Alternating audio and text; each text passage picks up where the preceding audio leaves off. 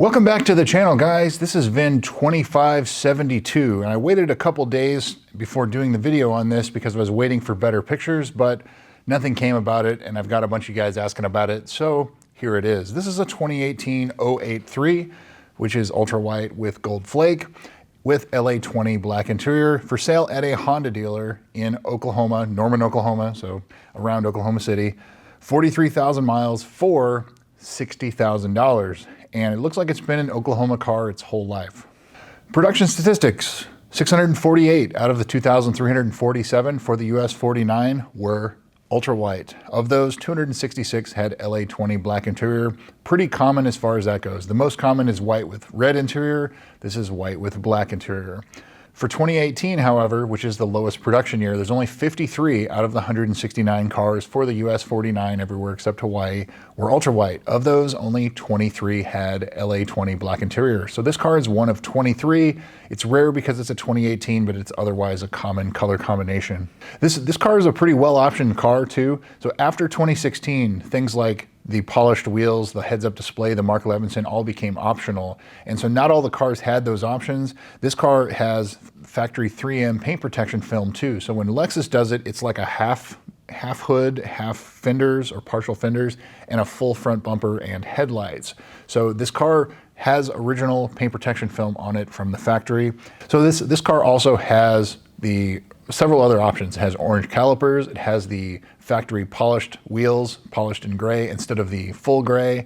It has lighted door sills, it has the heads-up display option, it has Mark Levinson. So it's a pretty well-optioned car as far as that goes. Carfax, Epic VIN, and AutoCheck. So Carfax shows this as a one-owner, no accident vehicle. Good to see. And it's Oklahoma vehicle, so it's driven in the South. Epic VIN shows this as a one-owner, no accident car. And AutoCheck also shows this as a one-owner, no accident car, along with, and I don't put a lot of weight in it, but the highest AutoCheck score I've seen on one of these cars, 94. Usually they go up to like a 91, maybe 92 or 93, but this one's a 94. And so I don't know what all criteria it uses to do that, other than well-serviced, no accidents, one owner, low mileage. And so this kind of checks all those boxes as well. Previous sales. This car first went on sale in October of 2017 for $90,000. Again, it was well optioned. And it sold in August of 2018, so it was for sale for 10 or 11 months until it sold to its first owner, which is very common for what you saw these cars. That's kind of why the production fell off so quickly, is because people didn't want these when they were 90,000. They sold when they were 70, 75,000. They did not sell well at $90,000. And next for sale is here in February of 2026. $60,000 with 43,000 miles, one owner, no accident car. So now onto the photos. As I said, I waited a while to post this video, to actually film this video, because I was waiting on better photos, which is usually what happens. Like there'll either be no photos or they'll just post the photos from when it was freshly traded in. And so that's kind of what looks like what went on here. And so it's obviously dirty and you have to look past that, but it needs a good detail, which I'm sure the dealer will do that before they put it on their front line. It looks like it has an aftermarket exhaust. That's really the only modification I see. I don't see anything under hood. There's no under hood photos. But you know, it could have an intake or a drop-in filter, something like that. But at least it has an aftermarket exhaust. I don't see any issues with the carbon fiber delaminating on the interior panels. I don't see any excessive wear on the touch points, the armrest, the steering wheel, the driver's seat, the seat bolsters, things like that. I do see some scratches on the right rear door, so the passenger rear door on the inside, as well as the back of the passenger front seat. And it looks like there was probably a child seat. So I kind of, do the math, put the puzzle pieces together. They probably had a small child, and so things got scratched and things like that. But hopefully some of that's repairable, or maybe not. But anyway, it's something to be disclosed. And so on the exterior, the only thing I really see is the paint protection film. It's starting to yellow. 7 to 10 years is kind of the max that you want to leave that on before you replace it, especially like here in the South. Oklahoma is not too far from here, and the summer sun is just really brutal. And on white, it will of course you'll notice it a lot quicker for discoloration. But if you let it go too long, it starts getting cracked, and then dirt and debris get underneath it, and then it will actually damage the paint instead of protect it. So if I was gonna buy this car, first thing I would do is remove that factory PPF and replace it with new PPF. And so since it's been on there since new, that means the paint underneath it should be absolutely perfect. So that's also another thing that this car has going for it, is it has factory PPF since new. So as far as the price goes, these cars are very mileage sensitive for price under about 80,000 miles. So this car having 43,000 miles, I would put it probably in like the mid to upper 50s based on previous sales. And at $59,000, $60,000, it's priced just a little high. However, there are not a lot of one owner, no accident, low mileage, as we'll see in a minute, well serviced, southern driven cars and with factory PPF. Like this kind of has all the boxes. It checks all the boxes. And so they're probably right in asking a higher price. They may get it, but for me, I think if you could get it a little cheaper, you'd probably be sitting pretty. But remember, these cars, as I said, they're mileage sensitive when they're this low mileage. So if you're gonna drive it, daily drive it, put a lot of miles on it, the value will go down fairly quickly. So now into the service history. Not only is this car extremely well dealer serviced, it appears to be exclusively dealer serviced. And so that's another green flag. With these cars, it seems like they're starting to be two separate little realms of how they go. They're either basket cases, poorly serviced, needs a bunch, or they're one owner, low mile, no accident, well-serviced cars. And so this car is exclusively dealer serviced on top of that. So the first entry of note is March of 2018. The JLB recall was done. So this car is a later build, 2018, but the JLB recall still was affected on the 2018s, the high pressure fuel pumps. So that is done on this car. February of 2019, there was a note about the right side of the car hit some debris, and they wanted it checked for damage underneath, and they didn't find anything. So good to see there. 33,500 miles, May of 2024. Front pads, rear pads, and sensors, no rotors. The dealer did request that they should replace the rotors, and they did not. And so that's another thing. I forgot to mention it back in the photos. If you look at the rear brake rotors, you can see a lip around the rotor, and there's no real up close photos of the front ones, but I would assume that the front ones probably have a lip too. This car probably needs rotors, especially at 40-something thousand miles on the original rotors. That's kind of the time when you would replace the rears anyways, kind of 40, 50,000 miles. The fronts are like 20 to 30,000.